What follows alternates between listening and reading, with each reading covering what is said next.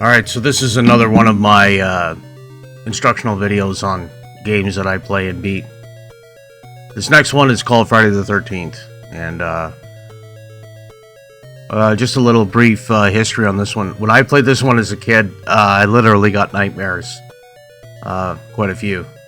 So, it was quite, and it's also quite a difficult game. But it holds a near and dear place to my heart because it was so difficult. And now that I know how to speedrun it, it just became that much more fun. So,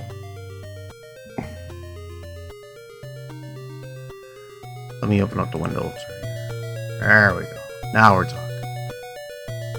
So, I'm going to go over with what I normally do to run this game. So, each of these 6 counselors, they each have their strengths and their weaknesses. So, for example, George, he throws the weapons much faster, but he's slow. Mark throws okay, but he runs crazy fast and runs the fastest. He runs the fastest and rows the boat the fastest. Paul is, I mean, he's okay, but his jump isn't that very high, and he's not that fast. Laura's fast, doesn't jump that high, and takes a lot of throws to actually hit an enemy and kill them. Debbie is the same as George, and Chrissy is the same as Mark. So, this cabin that Laura is in right now is ideally where you would like to have Mark or Chrissy to start. And the reason being is because you can get the torch the fastest, which is the most dangerous weapon in the game, between that house and the larger cabin that's just out to the upper right. That's how you get the best weapon in the game. What I normally do, though, is when I first start the game, I find out where every counselor is. And I start with George. I know he's at the lake. Mark's over here by the cave, top left-hand corner. Paul's over there. Okay, Laura's in the ideal spot. So is Debbie. Debbie is around the lake, which is good. And Chrissy's up here. So, both Chrissy and Mark are the farthest away from the lake. So when speedrunners run this game, they intentionally reset this game until they find that Mark is in that specific cabin. And I've seen speedrunners reset the game 20-30 times at least. No joke. 20 to 30 times to get Mark into that cabin.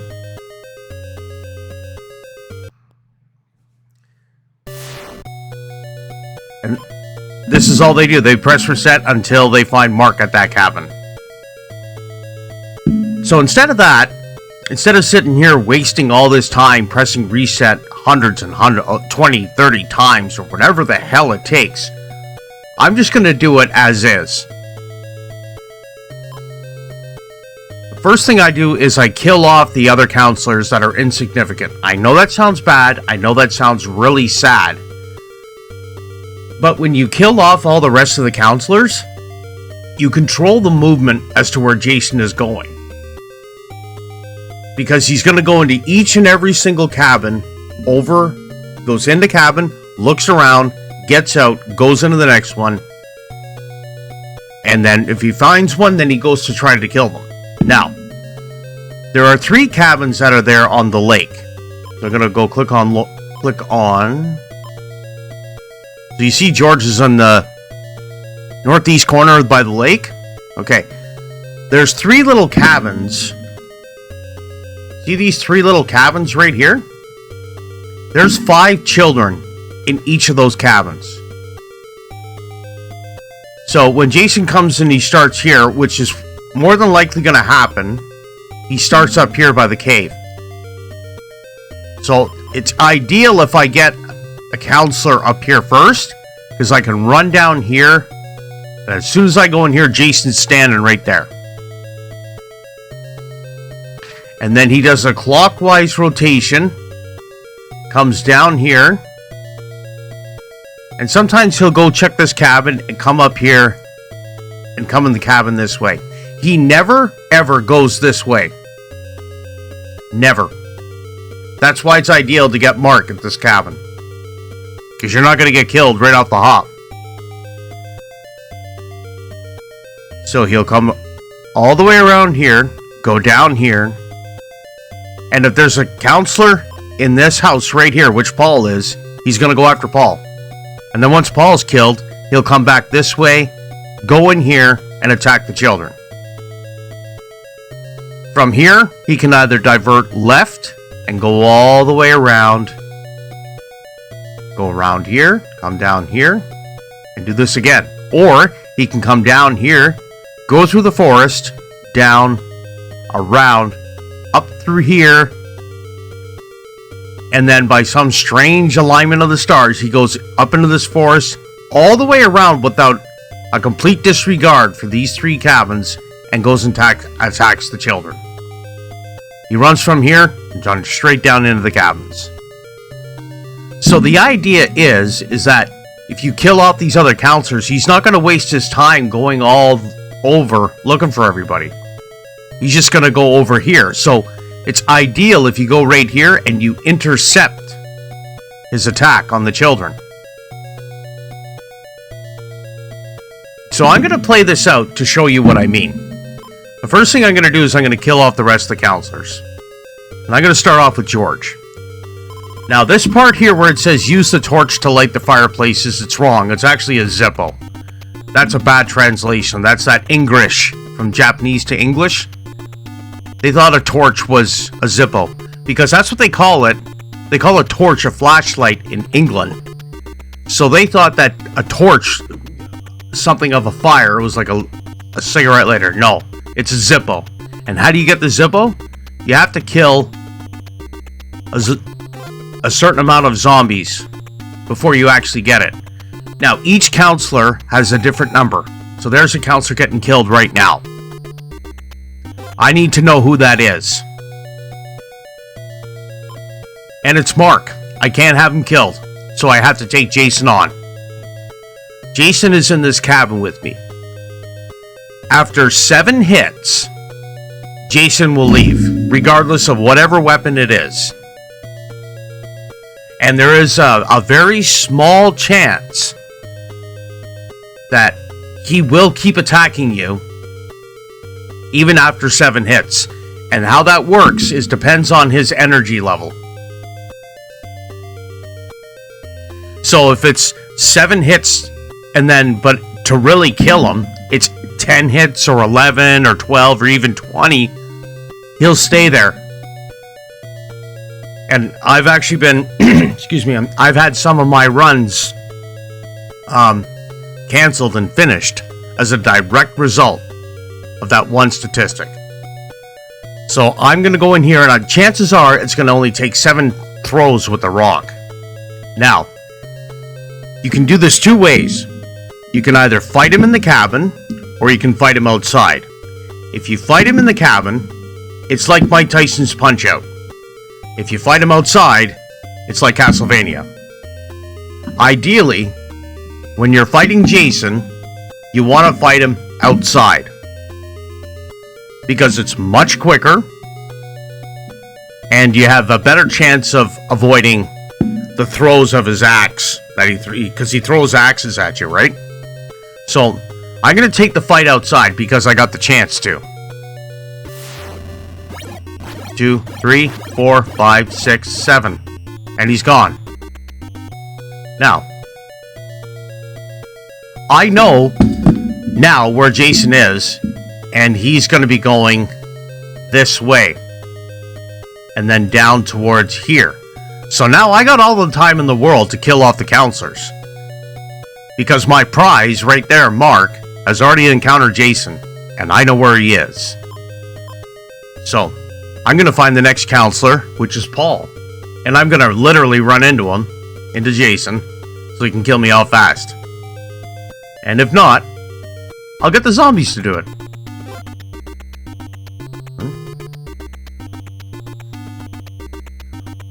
Care to do-si-do and do a little Texas two-step? Ms. Zombie? Yeah. Sadly, that was a deadly proposition, but such is the life. Next. Okay, now we'll go Debbie. Show you another cool way to kill off your counselors real fast.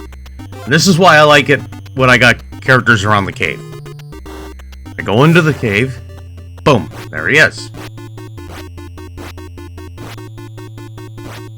Yep. One more. I'll just run into him. So now, believe it or not, all I'm doing is creating more and more of an advantage for myself. Because I'm controlling his movements. Alright? So, next up is Laura. Laura's a speed demon. And I'm just going to run her right to the cave. That's her only purpose in the game, is to run to the cave and fall down and die. That is the only purpose she has. I don't know what else to tell you.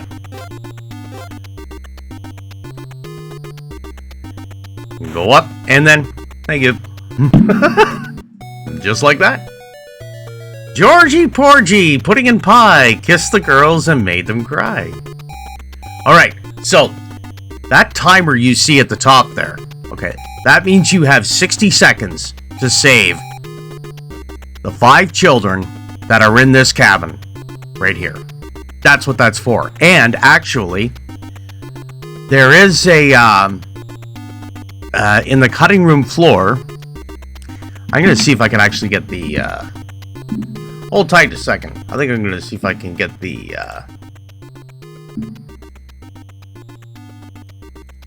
screenshot here for you. Let's see.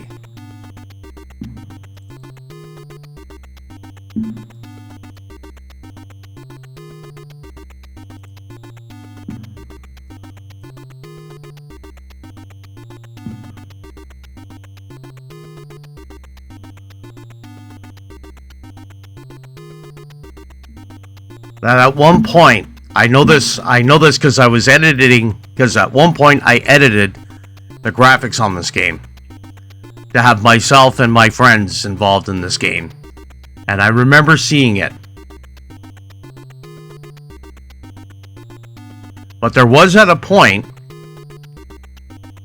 where there was a whistle pickup that you could have. And I'm trying to find that whistle pickup graphics. Wherever it went. Ah, there we go.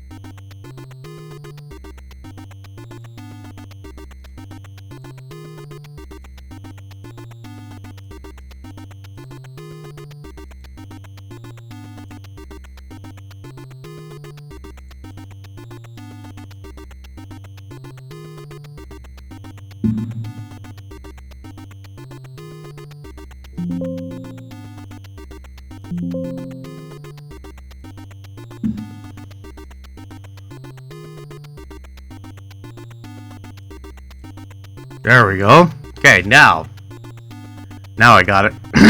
Excuse me.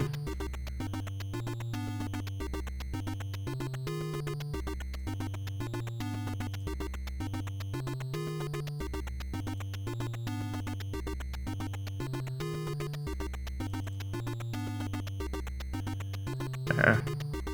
So as you can see, if you look right above the D and the E Right here, where I got my mitt. Right here. There was actually a whistle icon at some point. So, at some point during the game, there actually was a whistle power-up that you could pick up. So, but I guess the developers removed it as a result of it. It was already too much to collect, and they just decided everybody's got it already. But it was at one point discussed, and there were graphics made for it. So now I'm gonna go use Georgie to kill him off.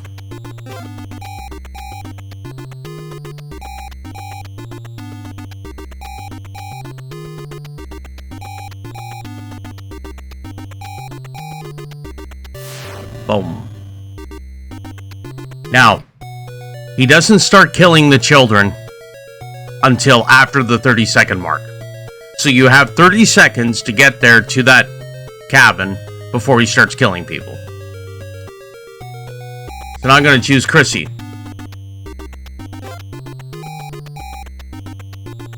Chrissy's super fast. She's basically the female version of Mark. Essentially the female version of Mark. So, oops, went up the wrong way.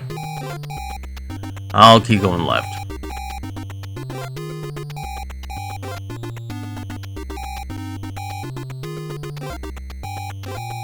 Off to the right.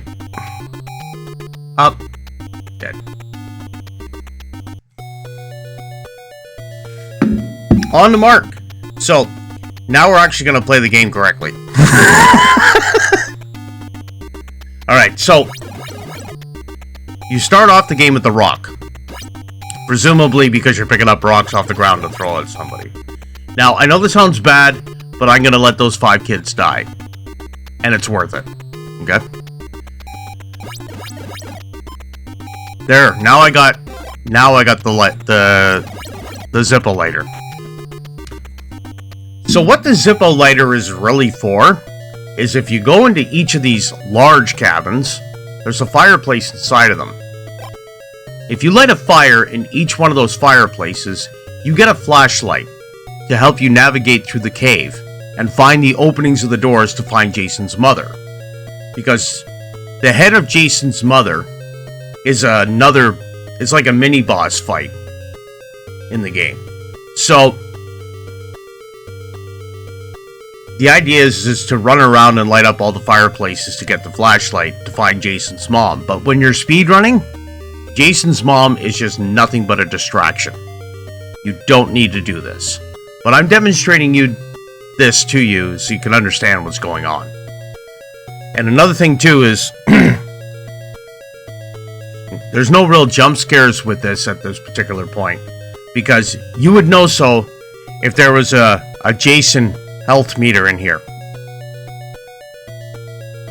And according to the team that made this game, Atlas was the one that developed this in Japan.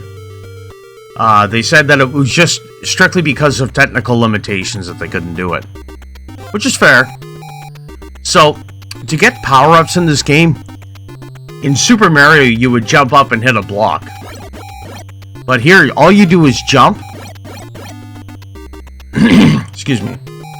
And things start to materialize.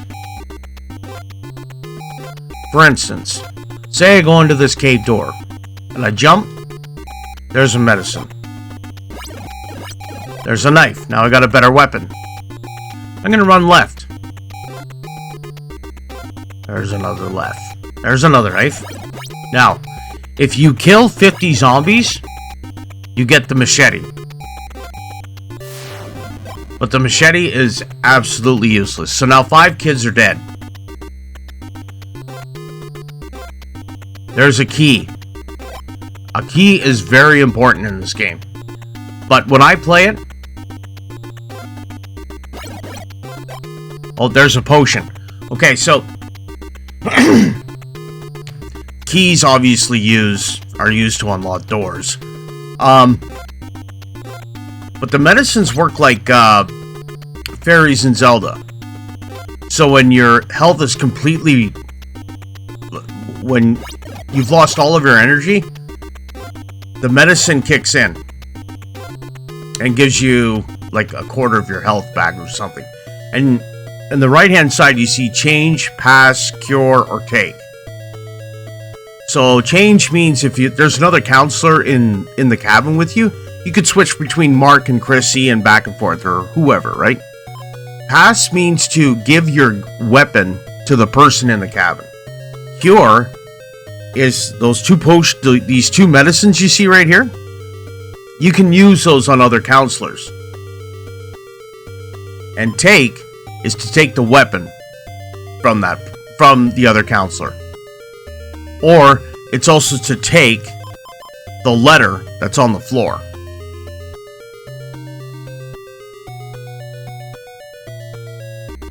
But I'm going to go in here, go up one screen, turn right, and there's a note here. So I go down to take, and I take the note. It says, go into the woods. I don't know which woods it is, but through my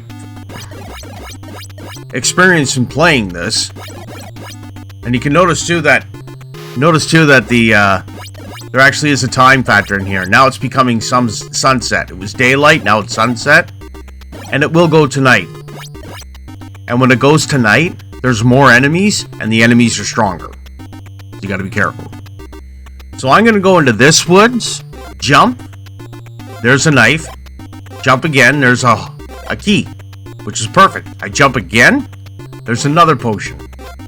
Now I got 3 of them.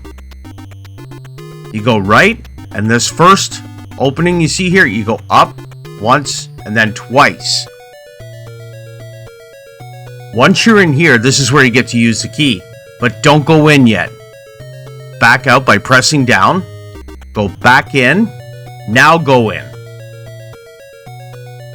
And why that happens is because there's a flag. There's a computer flag or something that tells once you go in there once, nothing's in there. But if you come back in a second time, a flag for the letter to show up now appears. So then when you take this letter, fire will damage Jason the most. Okay, sweet. So, once you've taken that note, now you're on the home stretch to get the torch, which is the best gun in the game. So get out of here. And sometimes by random chance there's an axe that you can pick up there too. You could pick it up, but in less than 30 seconds you're going to grab the torch. So what's the point? So I'll go in here, go to the right, I jump once, there's another potion. I press down once, and then down a second time, jump, there's a potion, and then there's another potion over here. Grab that one.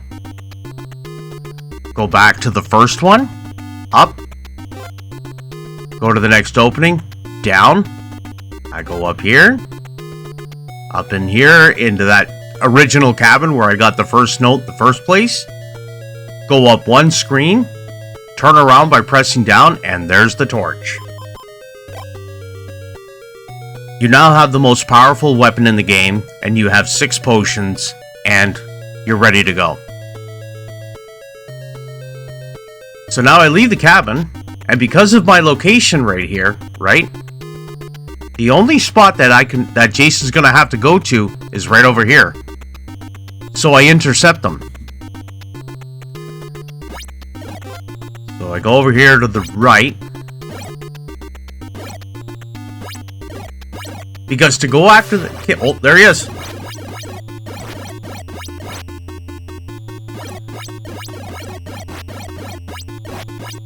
It's okay, I got 5 now. 4.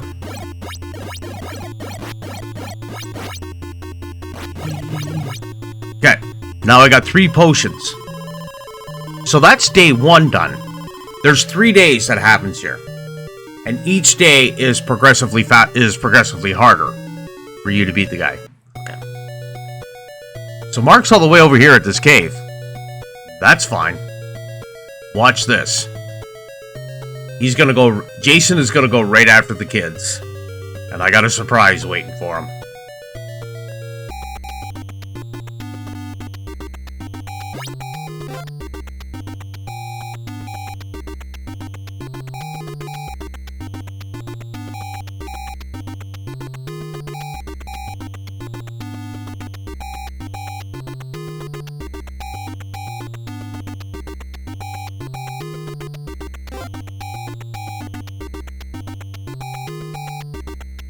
So now I'm on the opposite side of the lake.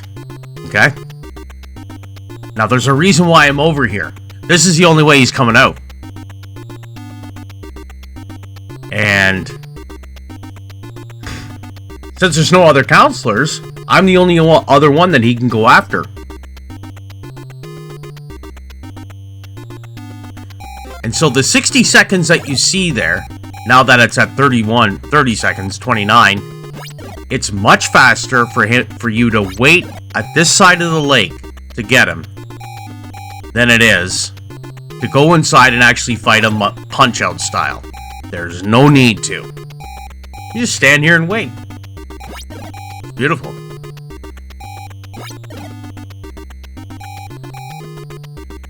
Now, I should warn you that if you are epileptic or have that kind of sensitivity, I'm just warning you right now, you might get triggered.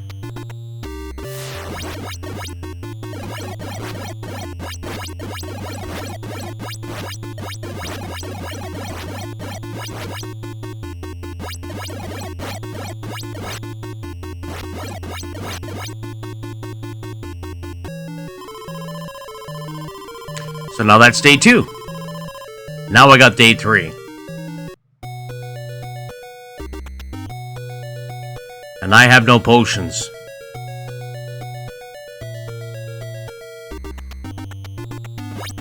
So now I have to find some.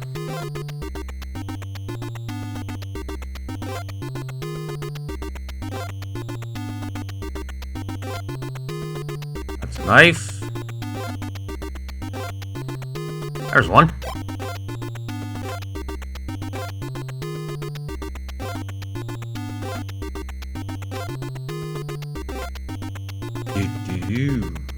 Oh, there's another one. Thank you. You're so kind.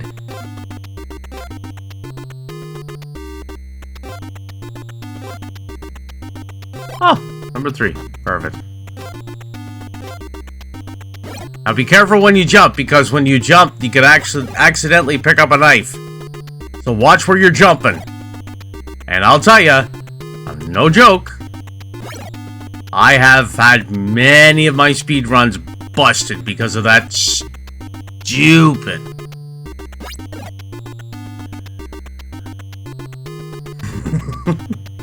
And now I wait here, and I wait for Jason. Because again, this is the only place he can go.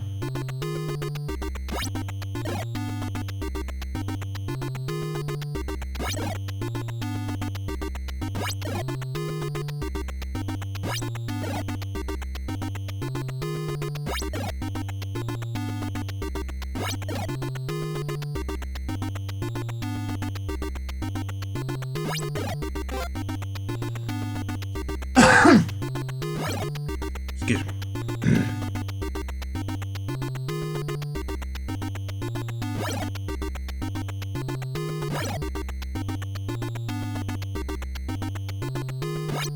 There he is.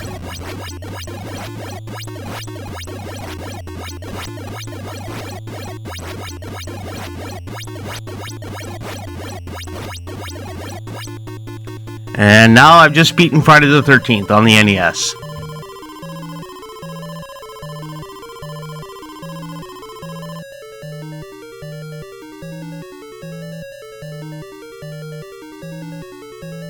That's how it's done.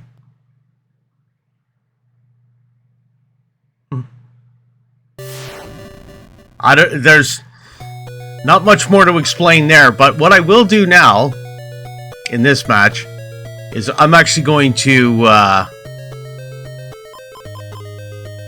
fight Jason's mom this time, just once, just so I can show you what it's all about.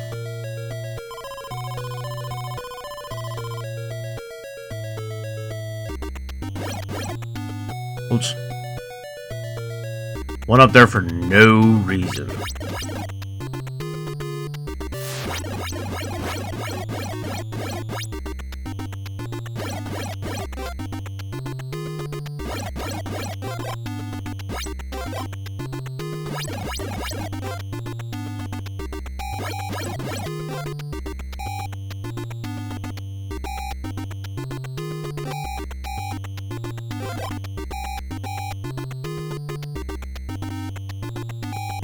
So this is the punch-out fight that I'm trying to tell you. So I saved Chrissy, saved in quotations, but go up here. So you press down and left at the same time to dodge his punches or throws, and then you return back with a shot of your own. And these fights can get much longer than fighting him outside, which is the worst way to fight him.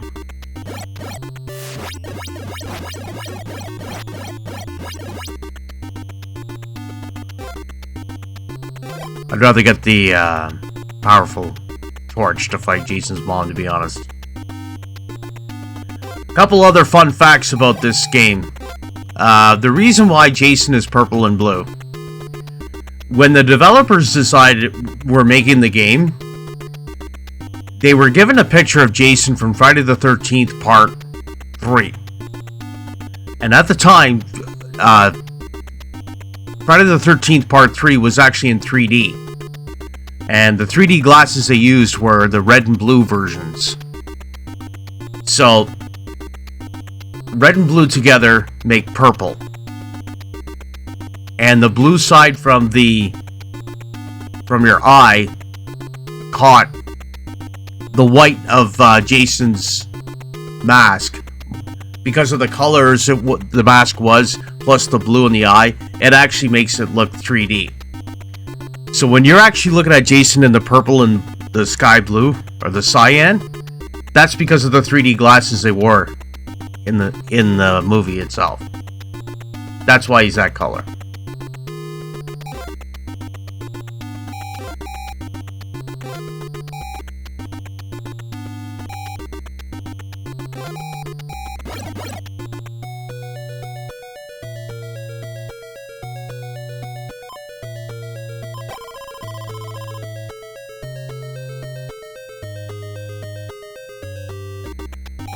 Go off to the left here. I'm gonna go down again. I already got all that other stuff. So, grab the potion. Up, up, up. Here, turn to the right. Take that. Nope. Up. A wax. Okay.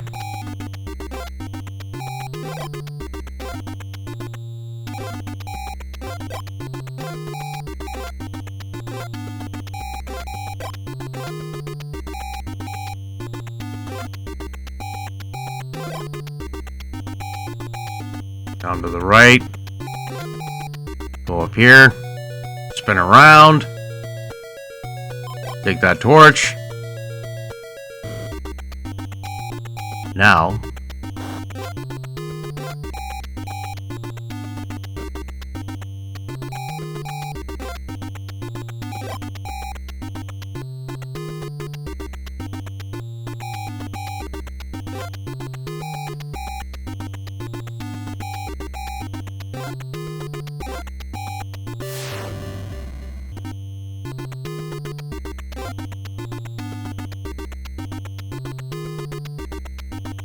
Going over here, and now.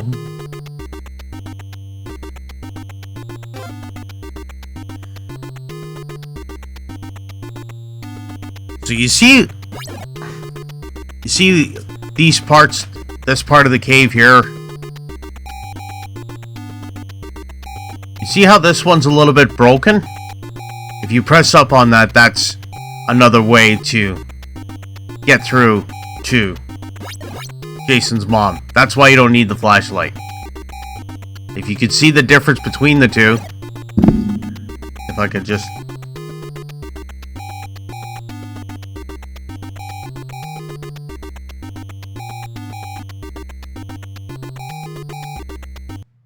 Okay, there, I just paused it. Good. So you see this right here, this little cracked rock? That's actually a door. So you can press up in there and go into specific doors to find Jason's mom. That's what that is. So.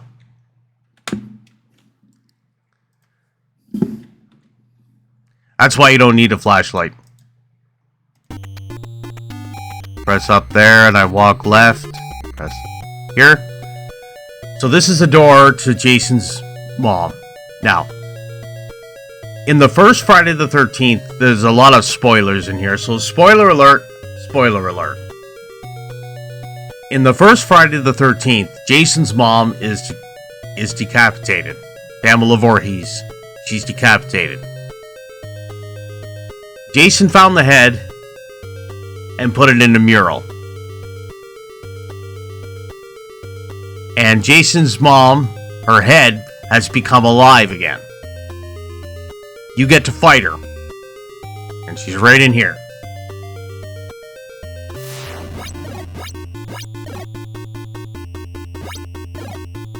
Now, this game covers the first 3 movies in the series.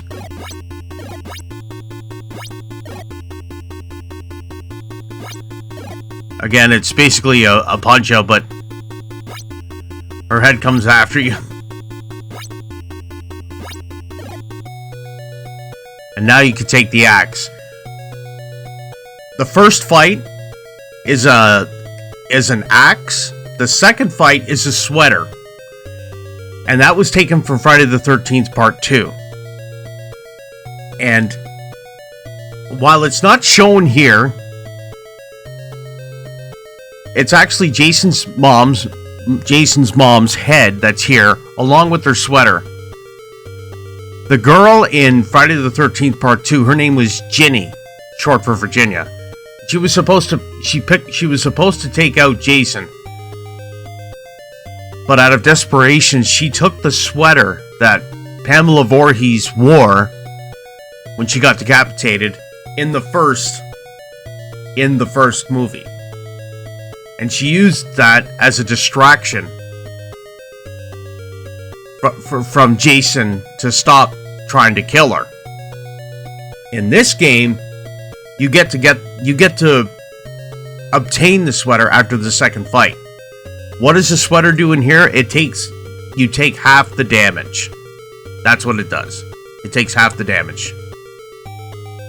So, I'm not going to pick up that axe, which, by the way, looks like a beautiful Oral-B toothbrush. But I'm going to spin around and get out of there. That's what Jason's mom's fight is all about. Now.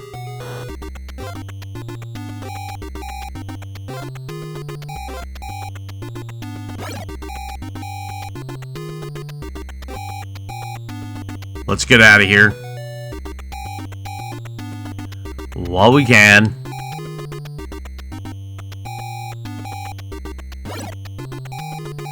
There we go. There we go. Now it's nighttime.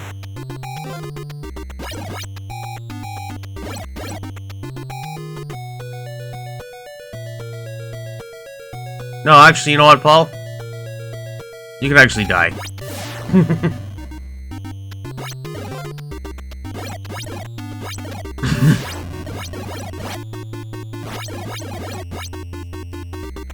That's okay. Don't worry, Jason. I'm gonna chase you, bud.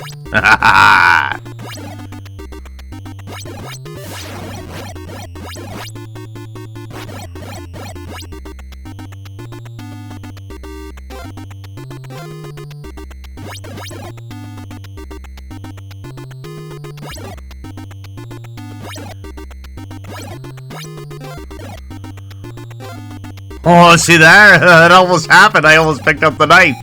Ha-ha! But I didn't. That was strategic.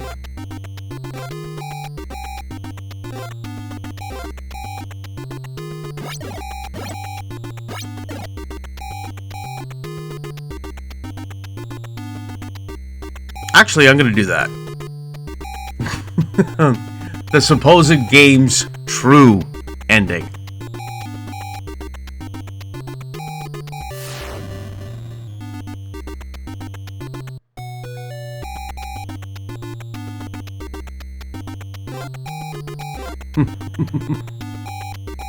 Give the true ending here.